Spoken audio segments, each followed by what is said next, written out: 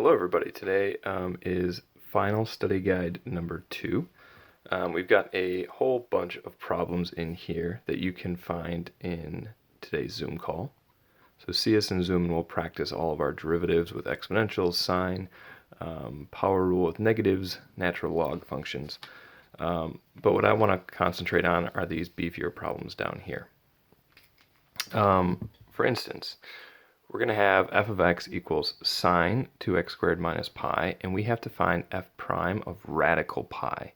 Okay, now already you can see we have a pi and a radical in there, so you might be kind of wigged out. But let's just start by finding our derivative, right? We know that we have to take our derivative, and then we're going to have to plug in, okay? And you never know, maybe some things will cancel out, and we'll be left with something very, very simple. So let's start by taking our derivative. So let's see what we have here today. We have the derivative of a sine function, but we also have a whole bunch inside. So remember that we're going to have to use the power rule. And we're going to talk about that above. But the power rule simply states that if you have something on the inside, like let's say a 2x, you take the derivative of the outside, leave the inside the same, and then you take the derivative of the inside separate, right? So it's derivative of outside, leave inside, then derivative of inside. So in something like this, what we're going to have to do is take the derivative of the outside function, which is sine, to turn that into a cosine. We leave the inside the same, and then we take the derivative of the inside. Now, we know how to take the derivative of 2x squared. That's just 4x. What's the derivative of pi? Well, think about pi as a number. It's 3.14. That's a constant, so that one's going to be 0. So the only derivative that we're going to have on the inside is 4x. So this is our derivative function. Some things that I like to do, I'm going to bring that 4x out front to make it 4x cos 2x squared minus pi. Okay. Now that we have our derivative, now we're on to that plug-in stage. We found f prime, so now we need to plug in this radical pi. So to find f prime of radical pi, everywhere that there's an x in our f prime function is going to become radical pi. So again, I know that this might cause you to kind of freak out a little bit, but let's not do that yet. Let's make sure we plug everything in. Now we see a 4 radical pi out front. There's nothing that we can really turn that into. I don't know what the square root of pi is. The square root of 3.14159265535, etc., etc. It's going to be another ugly, ugly number. So we're going to leave this in radical form. Inside the parentheses, let's look if we can simplify things in here using order of operations. I have a radical pi, and we have it squared. So just remember that these two things are inverses. The radical and the squared are basically going to cancel each other out, and we're just going to be left with a pi there. So I know that this maybe was a little stressful to start, but we can see that already things are kind of cleaning up. And inside those parentheses, that 2 pi minus pi is just pi. Think of that as 2 pi's minus 1 pi. I have just a single pi. So now what we're left with is just having to kind of figure out what this is. And if I think about cosine of pi, okay, I can go draw my unit circle. Remember that this is 0, pi over 2, pi, and I can think about what cosine is over here. Remember that this point is -1, 0, and that cosine always comes first, right? It's cosine then sine. So with that being said, cosine of pi is -1. So we got 4 radical pi times -1, and I'm just going to multiply that -1 times that 4 to give us -4 radical pi. That is my f prime of radical pi.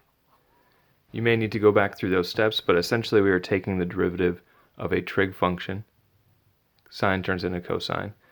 And we had to use the, I said power rule over here. Heavens me. That was the chain rule, Mr. Kirsch. All right, when you have a function inside another function. So we take the derivative of the outside function, leave the inside the same, then take the derivative of the inside function. So that was why I turned sine into cosine, left it all, and the 4x came from the derivative of the inside. So think of those as two parts. Once I had that, I plugged it in. I was able to simplify those pi's and radicals in here, evaluate cosine of pi using my unit circle, and then just distribute a -1. The next problem, so yeah, that was difficult. You may have to go over that one 2-3 times, and that's okay. Watch this video for understanding. The last one is going to be, if b is a constant, find f prime of x if f of x equals b e to the bx power. Okay, a lot of b's in there, but the big thing is b is a constant. It's a regular number. We don't know what it is. It could be 2, it could be 4, it could be, negative 20.5, but it is a regular number. So we're going to have to find f prime of x if f of x equals b e to the bx power. Now, when we do this, remember that e to the x, if we have f equals e to the x, f prime is also e to the x power. All right, so any exponential function is basically going to turn into itself. Exceptions would be if that exponent is different, right? So it kind of works like the power rule, sorry, the chain rule before, where f prime is still going to be e to the 2x power, but then you take the derivative of the exponent. So multiply it times 2. And we could all obviously pull that 2 out front and make that 2e to the 2x power. So basically when we're doing exponential functions, keep the function the same, but if the exponent is anything besides an x, take the derivative of that exponent. So now, when we take the derivative of the following, let's see what we have. Let's focus just on this out front. Remember that b is a constant, so I don't need to use the product rule. I'm just going to leave that b out front, okay? And I'm just going to take the derivative of this part right here. Well, this is exponential, so I can just write that as b times e b to the x, I'm just rewriting it, times, well, what was the derivative of the exponent? The derivative of the exponent, what is the derivative of bx? Well, what's the derivative of 2x? It was just 2. What's the derivative of bx? It's just going to be b. So now if I were to rearrange this whole thing, I would see I have two b's out front and an e to the bx power. And that is my derivative if b were a constant. Once again, taking exponential derivatives, we just keep the function the same and multiply times the exponential function's exponent's derivative. That's a mouthful, right? So in this case, it was e to the 2x times 2, the 2 coming from the 2x, right? E to the bx times b, that b coming from the derivative of bx up there. All right, and then I just move that out front to get b times b to get b squared. This is my derivative. I'll see you guys later.